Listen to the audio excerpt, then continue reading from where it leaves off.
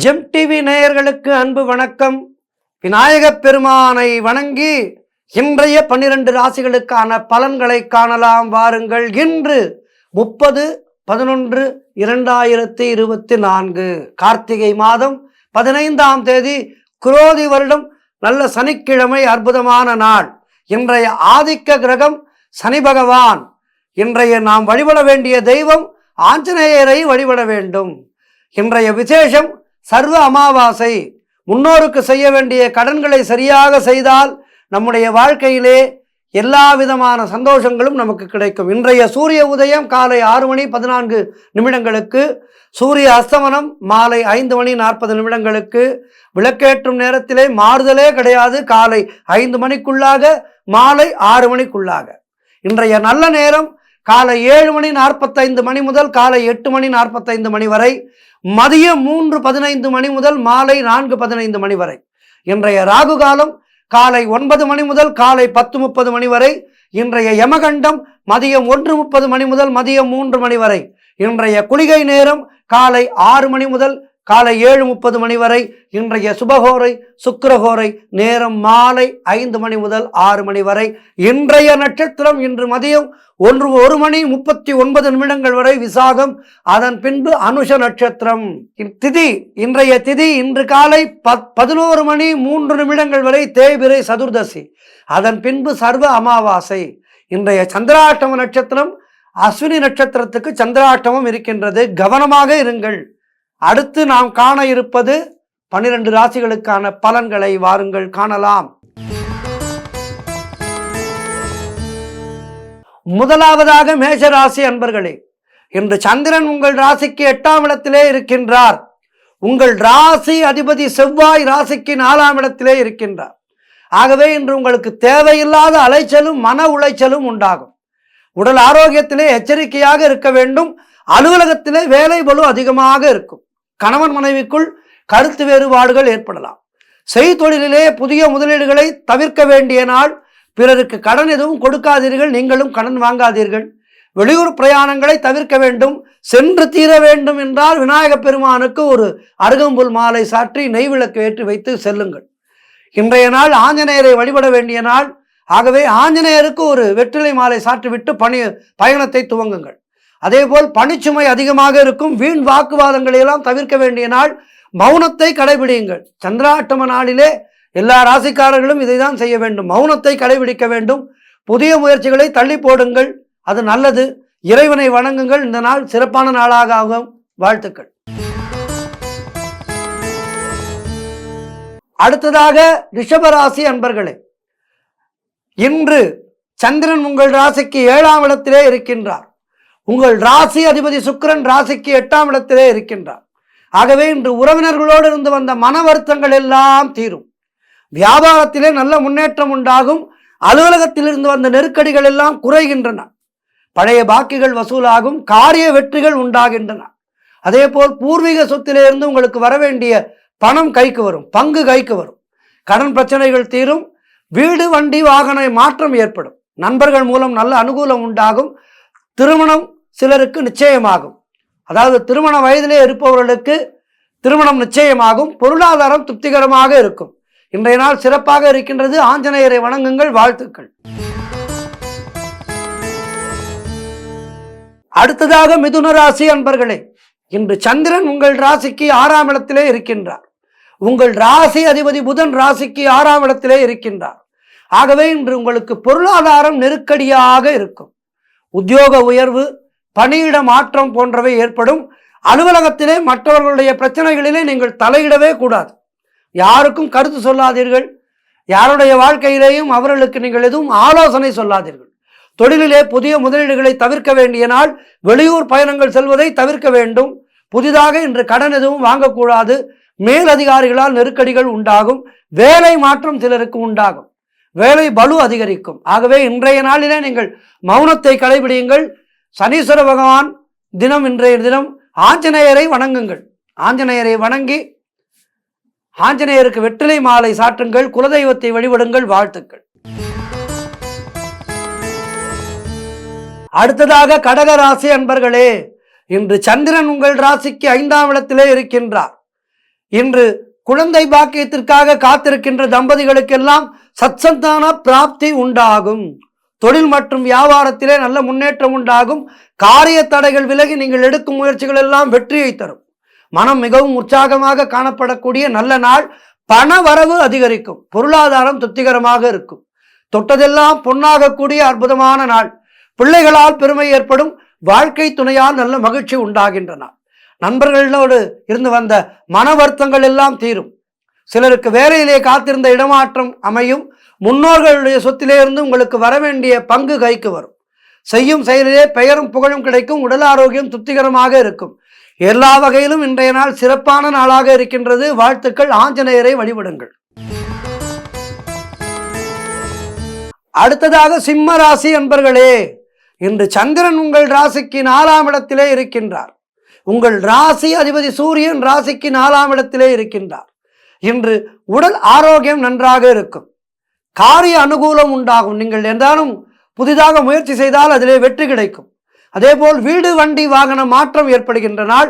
தாய் வழி சொந்தங்களின் உதவிகள் எல்லாம் கிடைக்கும். பொருளாதார வளர்ச்சி உண்டாகும். கணவன் மனைவியிடையே நல்ல ஒற்றுமை அதிகரிக்கும்.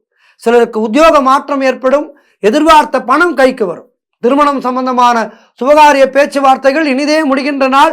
கடன் பிரச்சனைகள் தீரும். வீடு கட்ட எதிர்பார்த்திருந்த பெரிய தொகை ஒன்று கைக்கு வரும். புதிய முயற்சிகள் வெற்றியை தரும். மனக்குழப்பங்கள் தீருகின்ற நாள். நல்ல ஒரு முன்னேற்றம் ஏற்படும் தொழிலிலே. ஆகவே சிறப்பான நாளாக இருக்கின்றது. ஆஞ்சநேயரை வழிபடுங்கள். வாழ்த்துக்கள். அடுத்ததாக கன்னிராசி அன்பர்களே, இன்று சந்திரன் உங்கள் ராசிக்கு 3ஆம் இடத்திலே இருக்கின்றார்.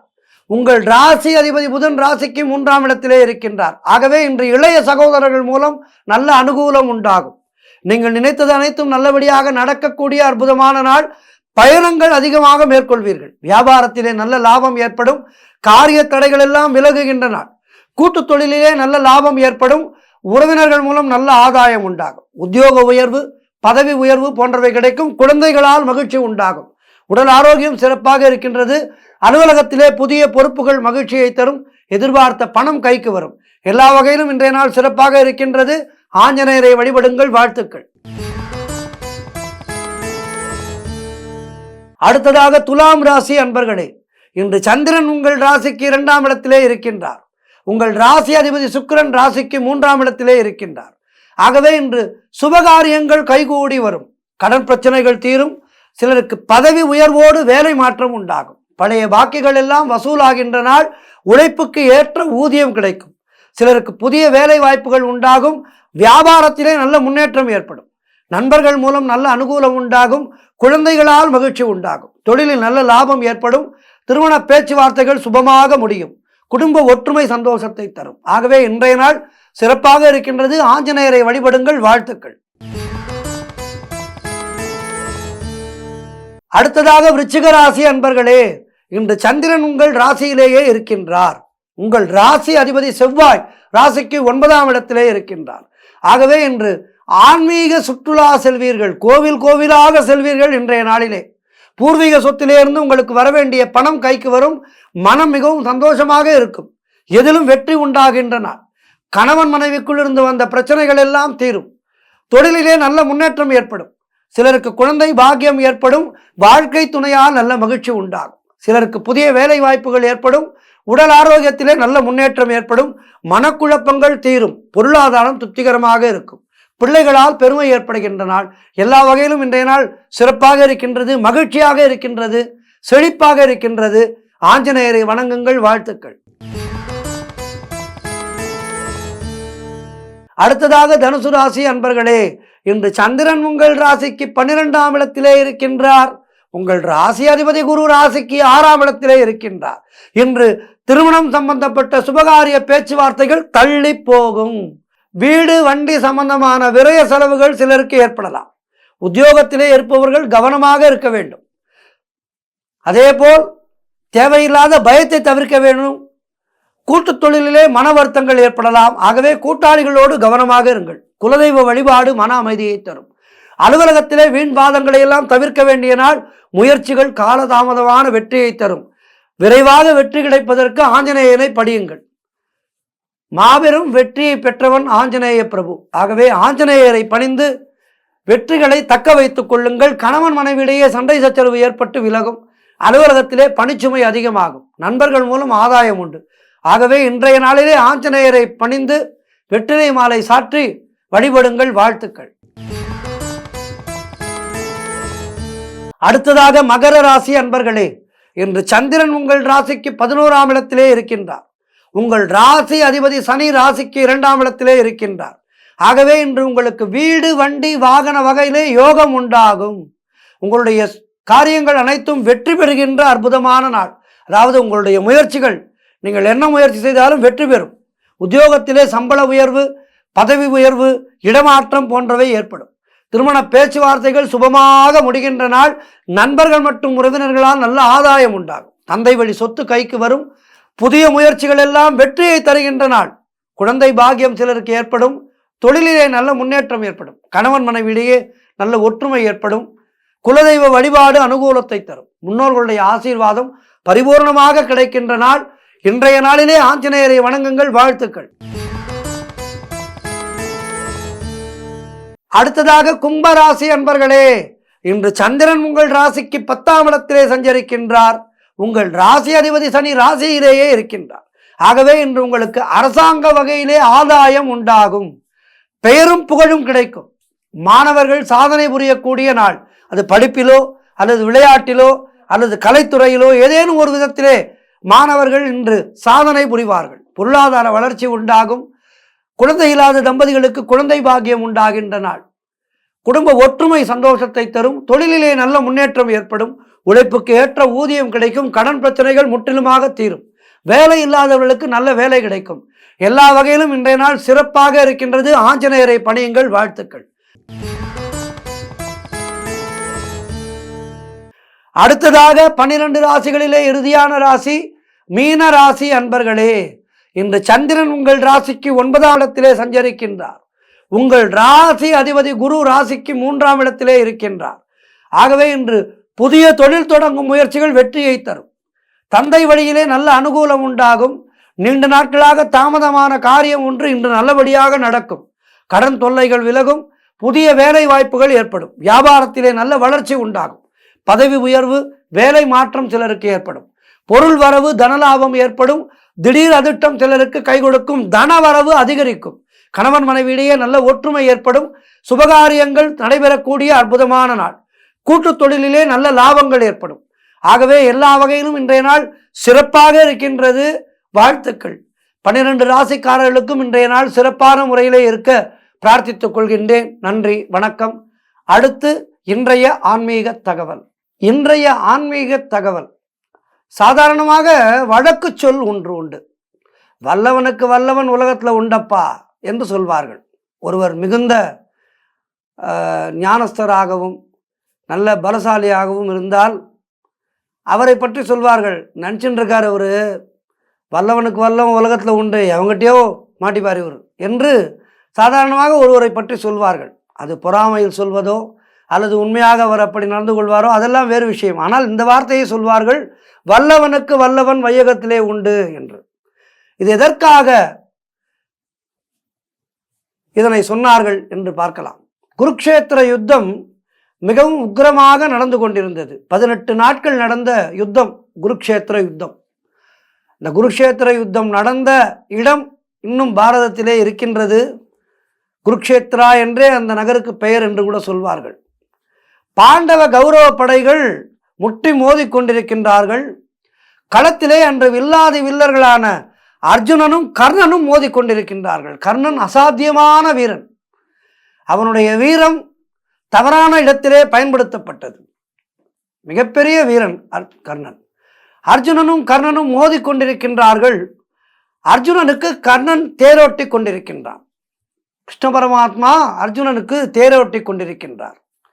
தேர் உச்சியிலே இருந்த கொடியிலே ஆஞ்சநேயர் உருவம் பதித்த கொடி அழகாக பறந்து கொண்டிருக்கின்றது.